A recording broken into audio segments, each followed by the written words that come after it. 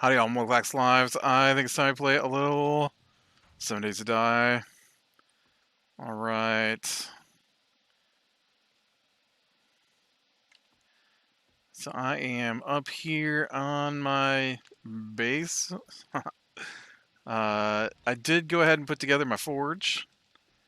And should have the supplies for my workbench. Oh shoot, you know what? I don't though, do I?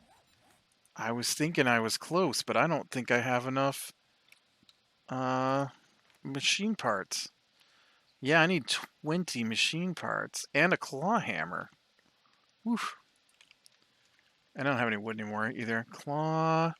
I can't make a claw hammer. You can get with Miner 69er, it says. Or Iron Tools schematic. Not that I have any points. Let me make sure that's true.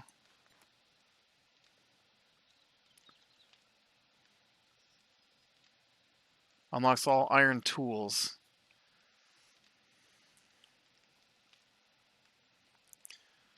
Craft quality 2, poor tools. Increase tool damage by 10, block damage by 30.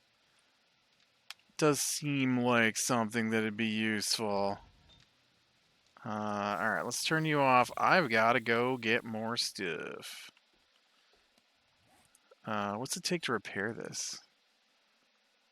Right, I want to know... Oh, it takes a repair kit. I don't have any repair kits either. Can I make repair kits? Repair kit. I can make them with forged iron and duct tape. Oh, man. Well.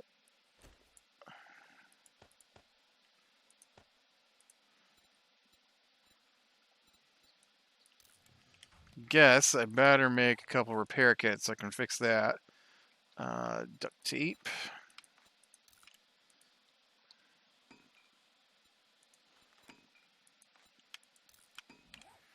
Alright. So while it's doing that, I'm going to go down and see about getting some more mechanical parts. Probably can get some from this building right here next to me. I'd assume this has got the same kind of...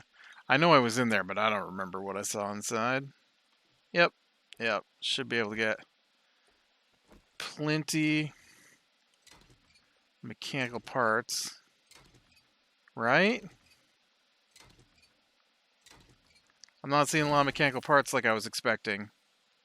Got electrical parts. About from this air conditioner.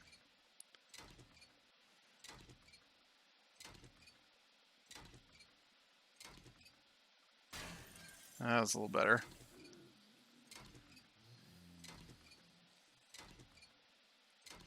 I hear an angry zombie coming.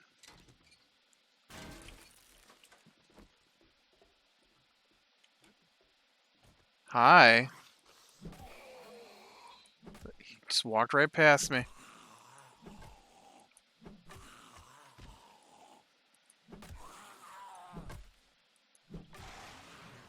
Oh, his head came off. Poor guy. What's he gonna do with no head? Oh, let's see.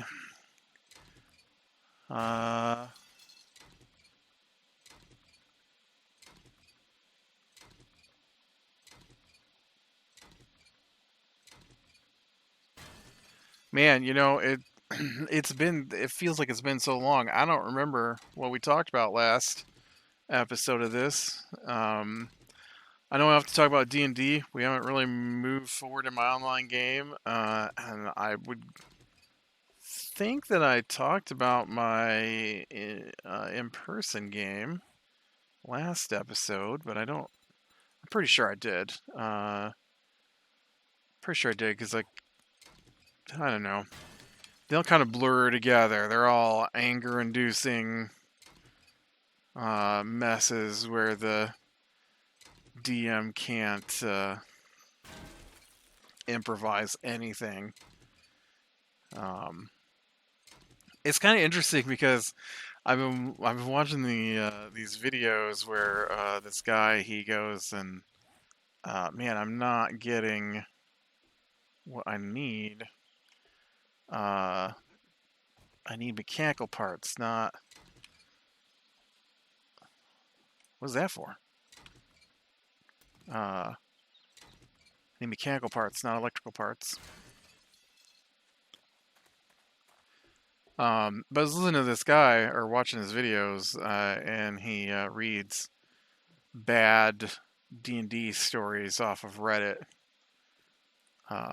which I mean, I guess I could just read him for that matter, but oh man, I can't believe that's metal. I wanted to get this car.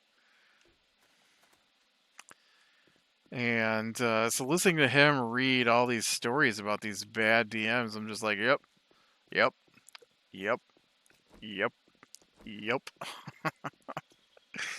Uh,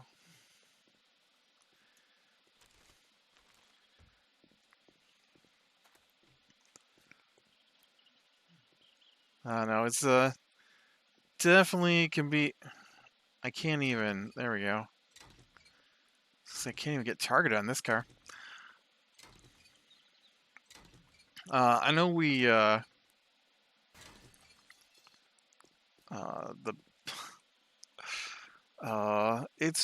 it's the little things. I mean, there's the big things too, but some of the little things too. Just like, why would you make that decision as a DM? Uh, it's not only him. It's also the fact that we're playing these pre-made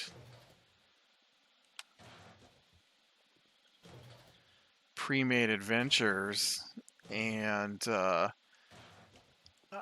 just it amazes me how they're put together, um, because if you're gonna buy an adventure, that means that either A, you don't have the time to, or B, you don't necessarily have the ability to um, make up your own game.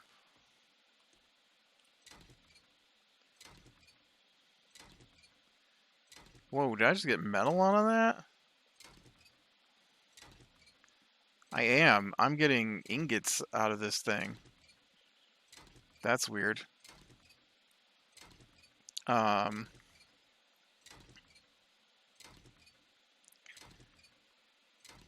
and so I don't understand why I already got one of those.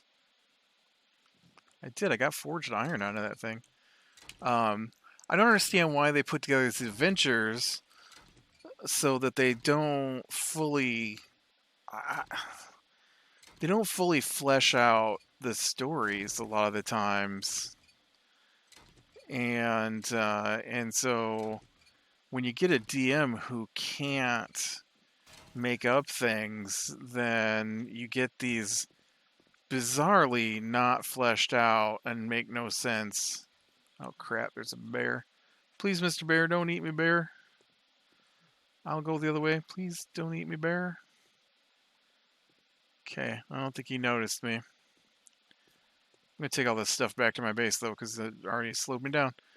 Um, so like the one we're doing, right? I mean, you're going down in this underground dungeon, but there's just stuff in it that doesn't make any sense.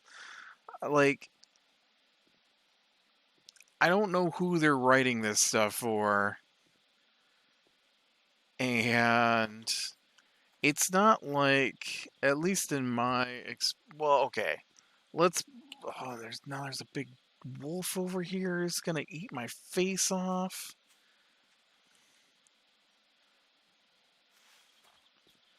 Uh, Obviously everybody has a different. Um, Everybody who plays D&D has a different. I don't know what the word I want. A different environment and a different experience of playing, and so no two groups are going to be the same,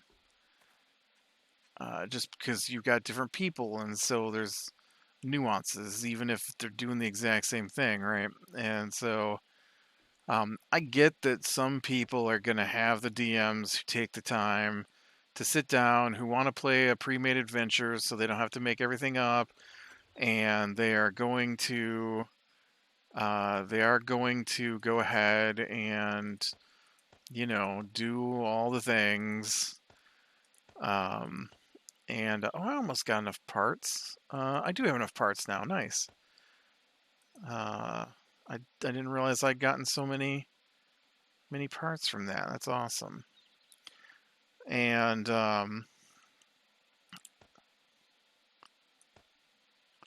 so when I say like these are the two reasons, I don't mean like those are the only two reasons. Those are just in from my point of view.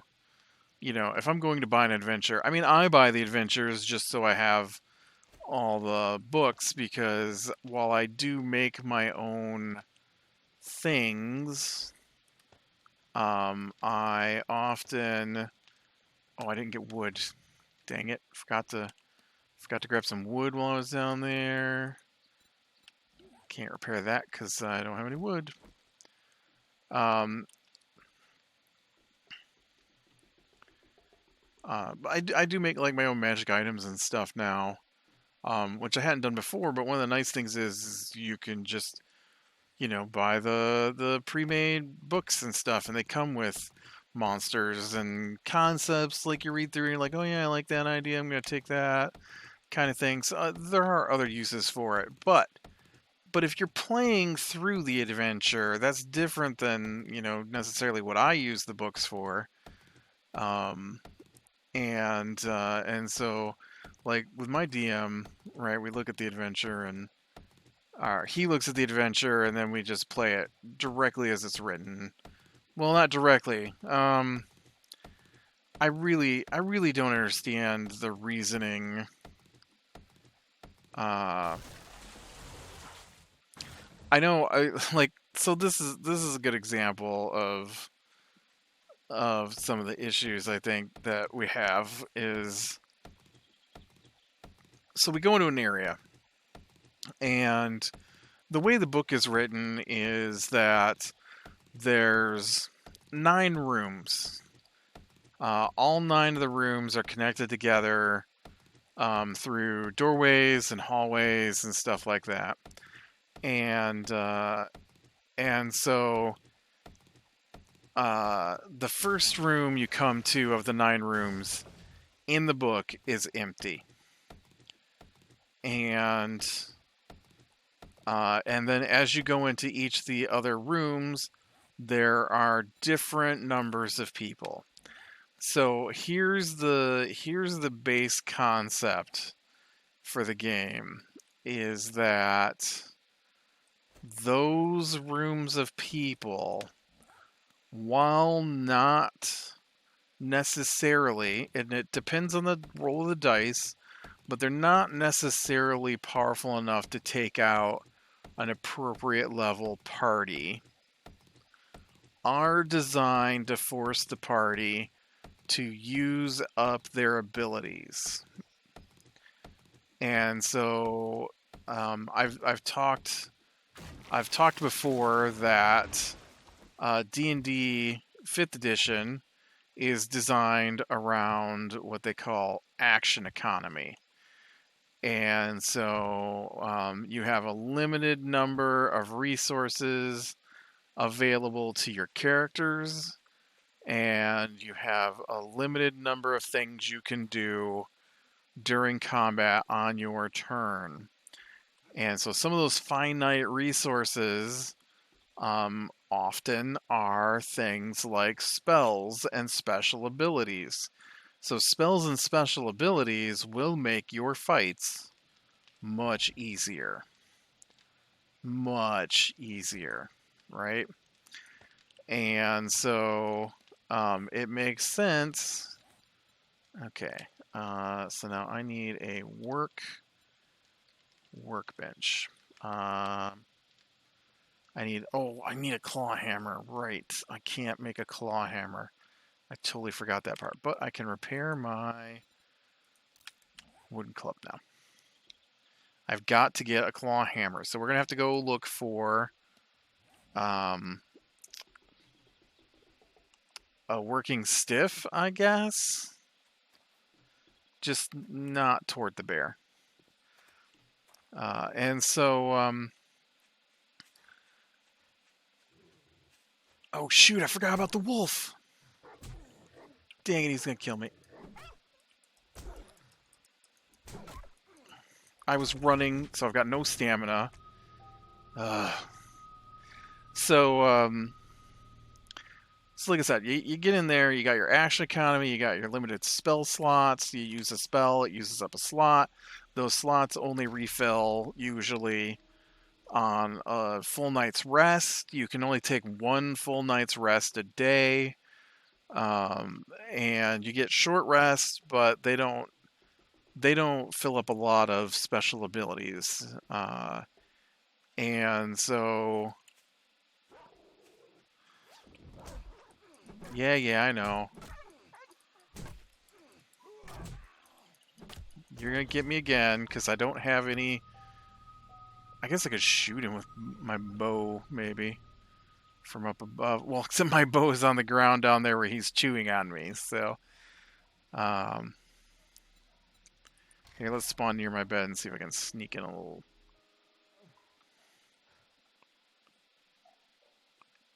Get my stuff back without him noticing me.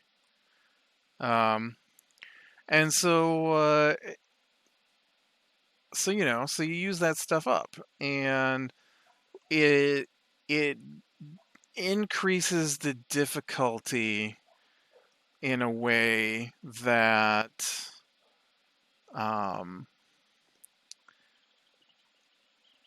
both makes the game easier on a fight per fight basis, but also more difficult because you have that limited number of resources. And for some reason, my DM does not understand that. And no matter how many times we talk about it, he never applies it. And so every time we go someplace where there's a group of different rooms together that all have guys in them, which are clearly designed to be run one after the other, he immediately attacks us with every guy. Oh, dang it, I missed. Nice. And so, which sounds like a way, right, to overwhelm your players, because I truly believe his number one goal every time we fight is to kill us. Not to help us have fun, not to advance the storyline. He wants our characters dead because he doesn't feel he gets to win D&D because we always survive. And he doesn't feel like he doesn't think it's fair that we always survive. And he often complains that it's not fair, even though he plays a character on the team with us in a way that I'm pretty sure is against the rules, that helps us survive. He complains that he doesn't get to kill us off I never even managed to kill one of you guys. So what do you want to happen? You kill off our character and we have to start a new character? I mean, what's your goal there with I thought that was a store sign? That is not a store sign. But so yeah, so instead of having us go room by room fighting the guys and maybe bringing in one room that's next to them, no. We enter the hallway before the set of rooms, and then he immediately floods the hallway with every guy in those 9 rooms, which sounds like it would be a great way to kill us off. But instead, what it does, and I don't understand why he doesn't get this. Instead, what it does, and I'm not playing necessarily with a guy who isn't. I hesitate to say the word smart. He does have multiple college degrees, but sometimes I doubt his logic abilities. And so uh, he he puts them all in the hallway with us, but all that does is reduces the number of abilities that I have to use to kill them. And so instead of, I think I already did this place. When you flush, think of us. Uh, and so I have a spell that I use on my one character that hits everything in front of my one character up to 30 feet away, and and so I will use that spell when he puts everything in front of me because that's what it's there for. And no, I have not looked in this place. I need to look in this place, but I don't see. Oh, that's a big guy.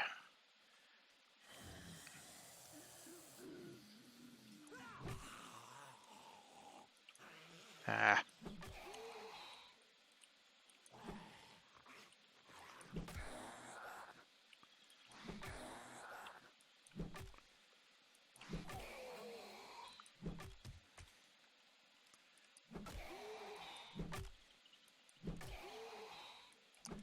And oh, he got really close to me all of a sudden. Not close enough though. And so, oh, nice. I am probably. Oh yeah, woof. Ugh. You know, what, I'm just gonna do it. I'm just gonna go through this back door, I guess. Can I? No. Still can't use lockpicks on the door. Uh, so, uh, so instead of having to clear like 7 of the 9 rooms separately, so it's 7 different fights. So, yeah, I ran a hard drive space, but here I am. I made it inside. So what happens is, instead of following the action economy of letting us fight from room to room, having to use a different set of abilities. Oh, look at that. Having to use a different set of abilities as we make our way through. Instead, what he does is he puts everything in the one room, or everything from the rooms against us, and all at once, which means that you. What is? Oh, it's a stairway.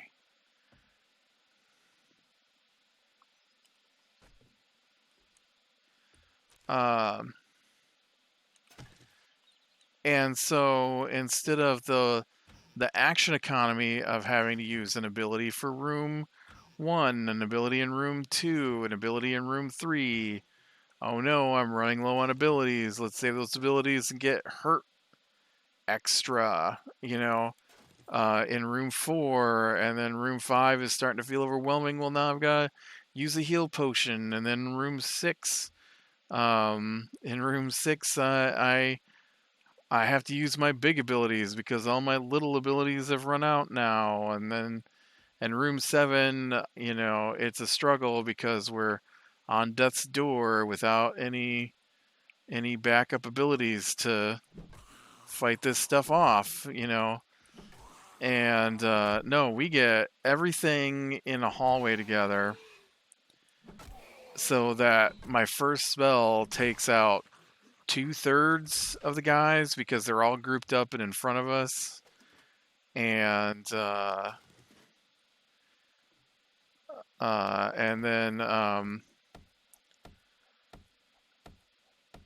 I've only used one spell, so now I've got all the other slots still left. Oh, nice.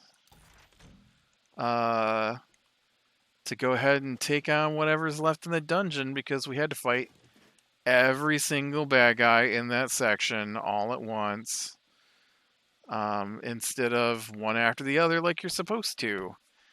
And I don't understand why he doesn't get that. And then, of course, everybody's like, no matter what I do, no matter what I throw at you guys, well, no matter what I throw at you guys, I can't bring you down. I can't kill you.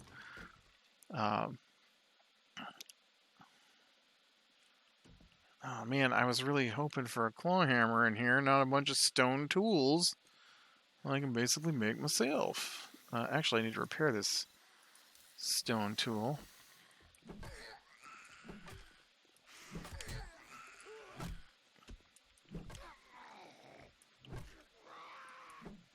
Whoa. Uh-oh. Oh, man, it got me. I missed. But yeah, the adventure books don't help either because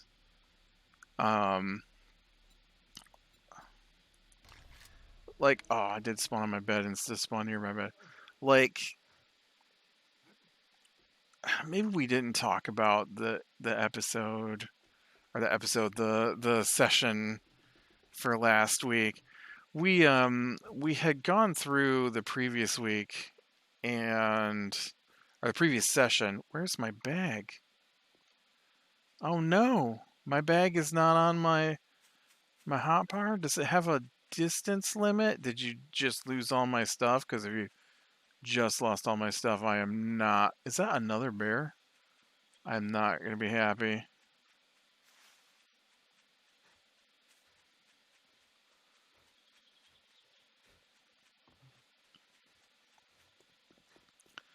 I also didn't particularly pay attention to where I was at, so uh,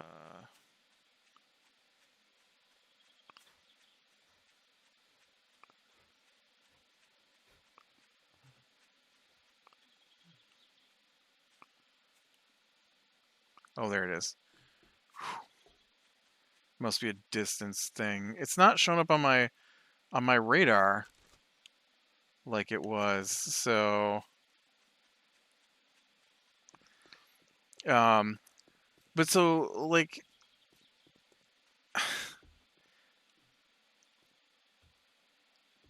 okay, I don't know how it was written in the book. I don't know. So I can't say for certain that this is how it went down in the book. But what I do know is this. We go into an area and we run into this guy. And I don't remember how we talked to this guy, but we talked to this guy. I mean, obviously we used words. That's how we talked to the guy, but I don't remember why it was a conversation instead of an immediate attack. Because often we aren't allowed to have conversations. It's an immediate attack. And in fact, we ran into this thing. This was funny. We ran into this thing called a Zorn, I think. And he wanted us to see what it looked like because we play online. We just play with voice chat, and So he wanted us to see what this thing looked like, and he sent a picture of it. Well, at the time, he didn't send just the picture, he sent the entire stat block for it, and over top of its head, it says, um, it's some quote from a wizard about how you should always carry gems in your pocket because of Zorns, because a hungry Zorn is a compliant Zorn or something like that, indicating that you can make deals with Zorns for gems, basically, right? And so we ran into one in the game, but we weren't allowed to talk to it. Instead, it just immediately attacked us because we were carrying treasure. And so I we send messages back and forth, DMs, me and the other player, and I'm like, oh yeah, look at that, really followed the heading on that that stat block he sent us. We sure got to make a deal with him over the gems in our pockets, didn't we? Because we had just gotten like 60 gems, so I feel like we could have parted with some of those just to get the one item we needed out of the room, but no, he made us fight it. And unlucky for him, though, fighting it involved stunning it for its first turn and then slaughtering it before it got a second turn. And because we didn't have any action economy and we were able to dump everything we have into our first attacks, which is often the case. Uh, and so, but yeah, so we talk to this guy and he leads us to his leader. And he leads us through all these rooms full of monsters, and I'm just like, I'm of two minds, right? I want to play the game the way it's meant to be played.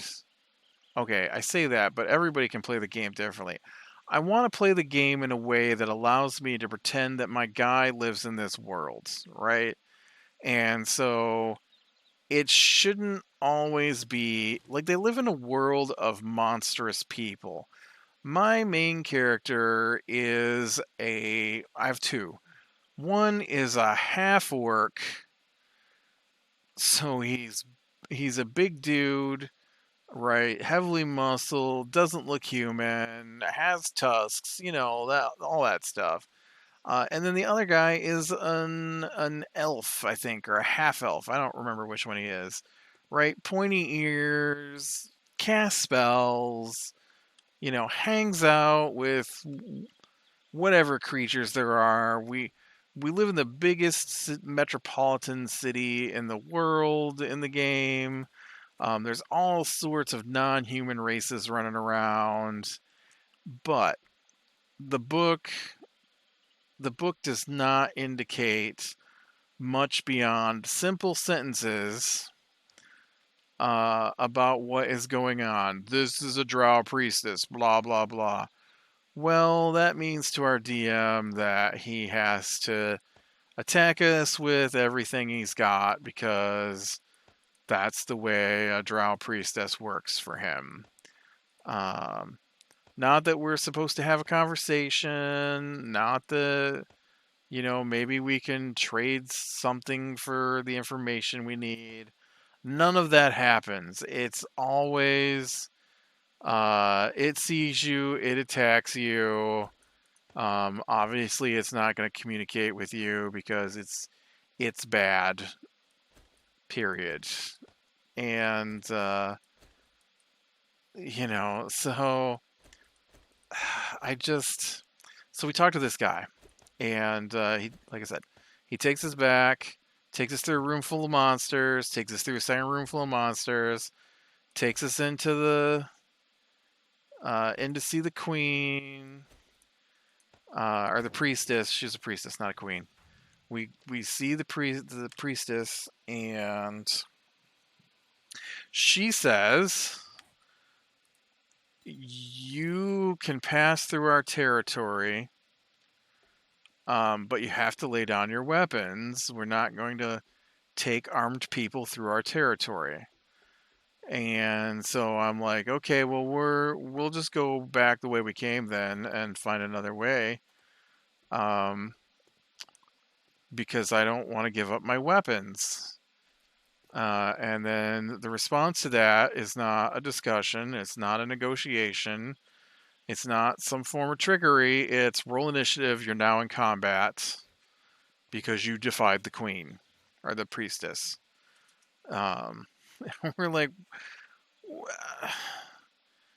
we didn't get conversation.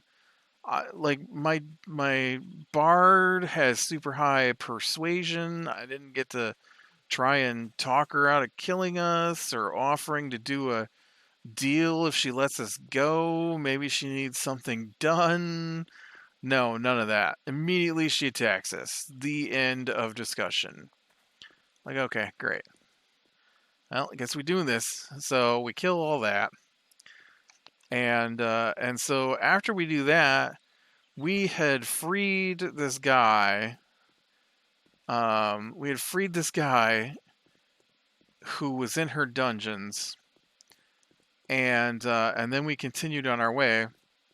We're looking for something specific. We were given a quest to find a ring, and so we're looking for this ring, and we go into the corner of the dungeon where we're told it is, and we're greeted by hobgoblins. And so like you're probably aware from Lord of the Rings what a goblin is. So a hobgoblin would be something like that, but cleaner, smarter, more military-like. And so we talked to one of those guys, and he asked what we're doing there. So I'm like, oh, actual conversation. And so we start talking to him, and we tell him that we had rescued. He mentioned his leader's name, and I'm like, oh, I know that name. I look at my notes. We had rescued that guy. And so that guy knows these people. And so we're like, hey, we rescued Luash, or whatever his name is. And so the guy recognizes the name Luash, or Luvash, or whatever was the name of the dude that we rescued. And so he says, I don't understand this part, but he says, oh, well then I guess we won't have to attack you because you possibly helped one of our guys. He wanted proof that we'd helped this guy. I don't know where this guy went to. I mean, we had done some other things, so I don't know why he didn't go straight back to his people. But apparently he hadn't. And so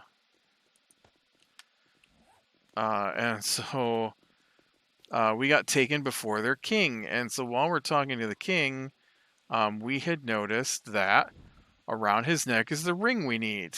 And so he asked us, or he mentioned something about how we would be rewarded for saving his man. And we're like, oh, well, that ring around your neck is something we were looking for. And, well, no, he won't part with the ring because it's a trophy from someone who bothered him once. And he will never... No! Dang it! I forgot what I was playing, and I just tried to shift so that I wouldn't fall down in the hole, and I shifted my way right down in here. Shift in Minecraft stops you from falling. Shift in 7 Days to Die makes you run. So I ran my way right into this hole. That was totally my own fault here.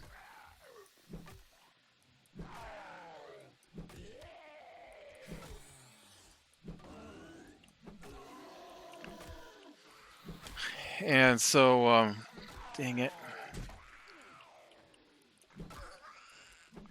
Why didn't you guys come out before I started all this fighting, huh?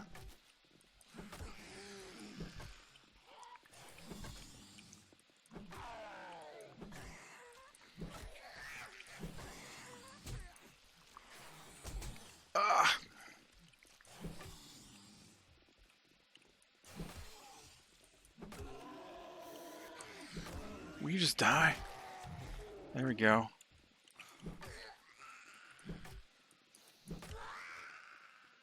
Where'd the other one go? Ah!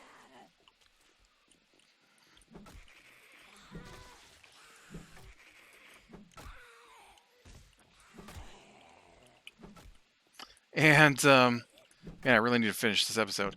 And so, yeah, he refused to even discuss the ring. And so now we have to do some other big, annoying thing.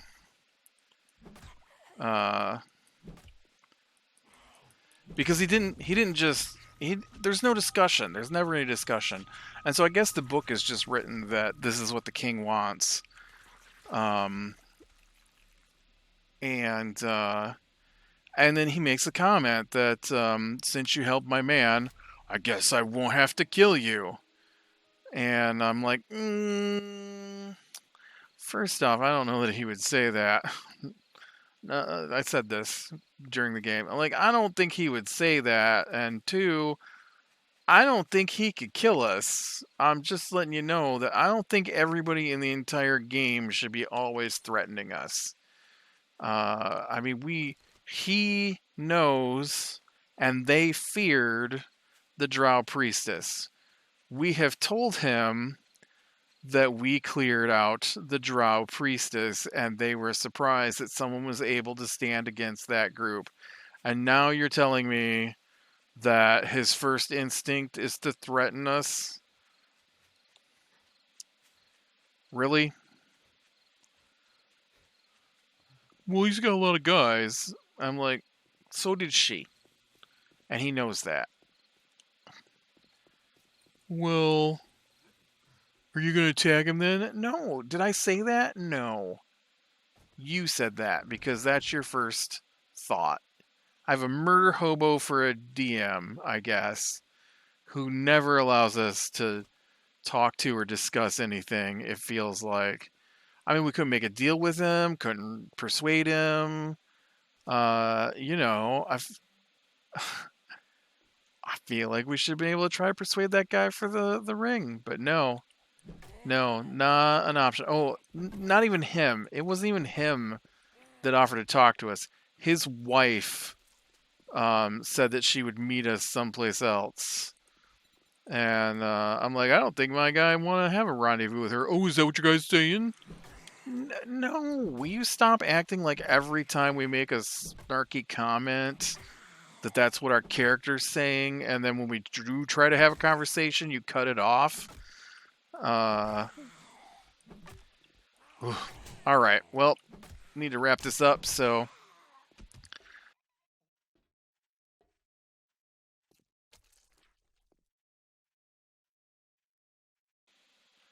So, with that, be better in the small things, lean into the light, and I will talk to you later.